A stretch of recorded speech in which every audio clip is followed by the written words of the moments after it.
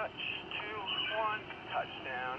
He has the million-dollar view and the confidence of a fighter pilot. We're pretty confident as tower operators, but we can't let that go to our heads. The tonnage of materials he flies with his tower crane is only equaled by the weight he carries on his shoulders. Anybody that can take the responsibility into their hands to operate a crane is a different breed. Trini Smith has operated cranes for more than 20 years. They just said, hey, you have an aptitude for it. He now works on the Salt Lake Temple renovation project, the apex of his career. It's not just going up there and running a crane, it's about the experience of running the crane on a project of this magnitude and its historical value.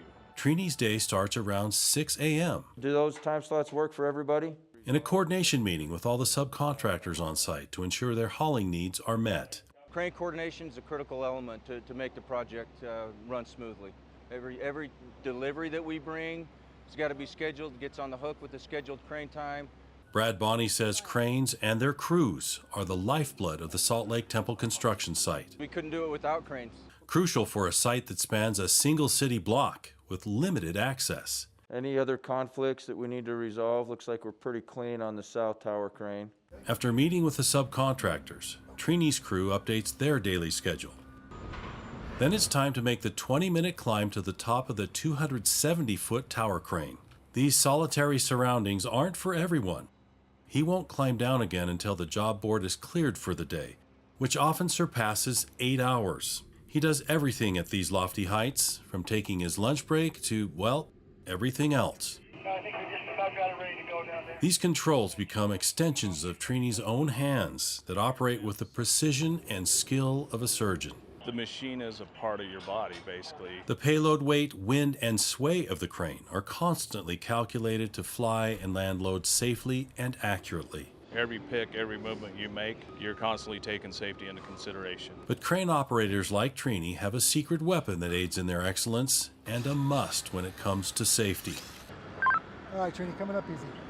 Skilled riggers that know how to tie a load safely and efficiently. Gotta check everything real quick. Riggers have a special bond forged in trust with the guy in the sky. One, hands on. They're guys that we trust our lives with because we're under those hooks. So that kind of tells you what I think of operators. They're the best in their field. A bond that goes both ways.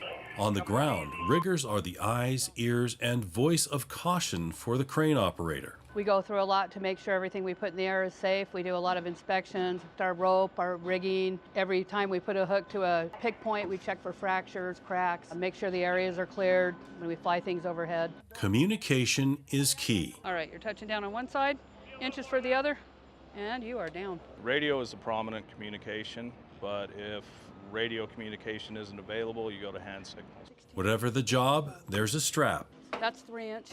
chain, choker, or hook.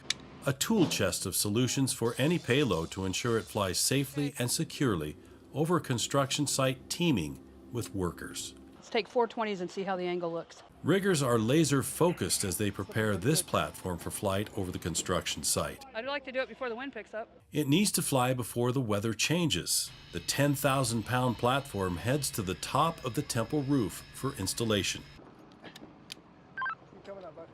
Besides the heavy lifting of scaffolding, temple stones, and steel, these cranes perform often unnoticed but critical job site tasks such as trash removal and maintenance.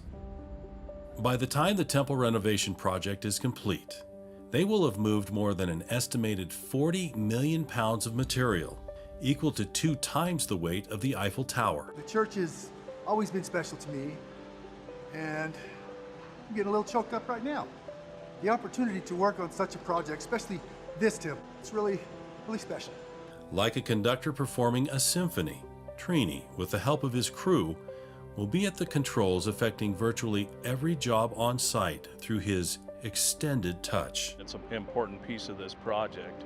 So going home at night and knowing that and saying, yeah, this couldn't have proceeded without my hands, the work that I put into it. Yeah, that's rewarding.